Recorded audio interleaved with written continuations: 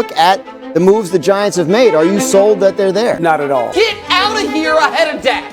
You can't be serious. Whoa. We'll see. They call him Danny Dimes. He threw 15 touchdown passes, so I guess that's why they call him Danny Dimes. Everyone is wrong about the New York Giants, and I think the reason why might surprise you. Heading into last season, the Giants were only favored to win 3 of their 17 games, but they shocked the NFL, making it all the way to the divisional round in the playoffs. But even after having their best season in over a decade, some don't believe the Giants will make the playoffs again. This team didn't really lose anyone. They basically got better in every single category on offense and defense. Thanks to the great coaching of Wink, my drip is wearing wide receiver gloves wherever I go Martindale, the Giants had a decent defense last season despite glaring weaknesses at the linebacker and secondary spots, especially after the team's 2 best secondary members, Adoree Jackson and Xavier McKinney, both missed a lot of time with injuries. The Giants improved that defense even more this offseason, adding tackling machine Bobby Okereke,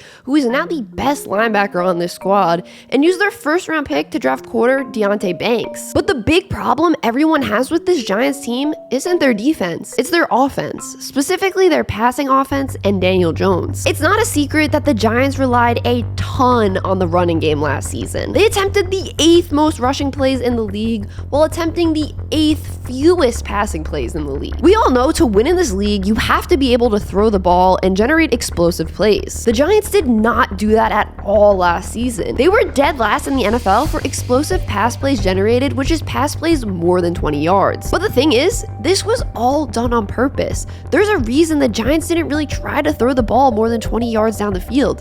It was intentional. They didn't do it because it simply didn't make sense to. The Giants' #1 wide receiver last season was Isaiah Hodgins. Hodgins was on the Bills practice squad to start the 2022 season and was cut after week 9. The Giants then claimed him off waivers, and in only 8 games, he became Daniel Jones' go-to guy, especially in their playoff win where he had over 100 receiving yards and hauled in a touchdown. You could also argue that Darius Slayton was the Giants' #1 wide receiver, and even he was a possible cut candidate heading into the 2022 season. He wasn't even active for the first game of last season because he was that low on the depth chart. He ended the season with the most receiving yards on the team. As you can see, the Giants wide receiver group lacked a lot of depth and didn't have that explosive playmaker. They couldn't run plays that generated these explosive passes because they simply didn't have the players to do so. They didn't have these explosive pass plays because of a Daniel Jones thing like many people have tried to say, but we're gonna touch more on that in a minute. So the Giants obviously realized they lacked explosiveness on offense, so they immediately addressed that this offseason. It was their priority. First, they traded for Darren Waller, who is a top 5 tight end in the NFL and a matchup nightmare for defenses. Then they drafted Jalen Hyatt, who is going to do so much to help this offense just by being on the field. He's going to take the top off defenses and lift that secondary a lot, making things so much more open for underneath throws. Hyatt was also clocked running 24 miles per hour at training camp. For comparison, Tyreek Hill's top speed in game was 23.2 miles per hour. So yeah, Hyatt is going to make this offense's life so much easier even when he's not catching the ball. Another underrated move the Giants made was bringing in Paris Campbell, who had 623 yards last season and 3 touchdowns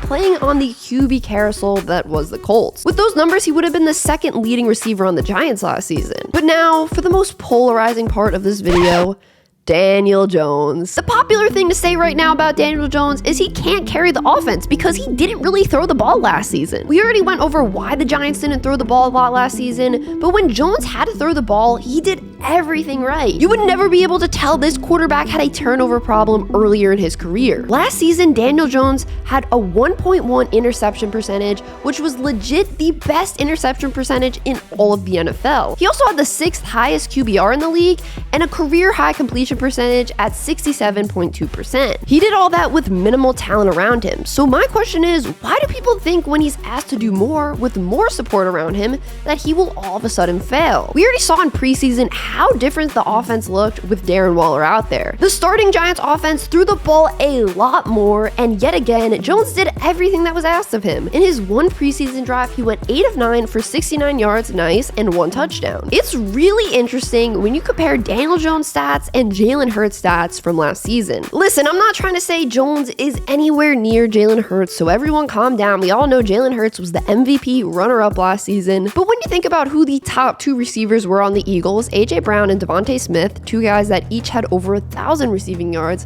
and then who the Giants' top two receivers were, two guys who didn't even play week 1 because the coaches felt there were that many players better than them. And then you take a look at their numbers. So Hurts threw the ball 460 times last season, Jones 472. Jones threw 15 touchdowns, Hurts 22. Jones had 3,205 passing yards, Hurts had 3,701. Their rushing numbers were pretty similar too. Hurts had 760 on the ground and Jones had 708. It just makes you wonder what Daniel Jones will be able to do this upcoming season with these new additions and the return of injured players like Sterling Shepard, who has been Jones' go-to guy since his rookie season, and Wan'Dale Robinson, who had 9 receptions for 100 yards in the game he tore his ACL and ended his rookie year last season. There's another quarterback in the same division as the Giants and Eagles that's very polarizing as well. If you want to hear my thoughts on him, check out this video.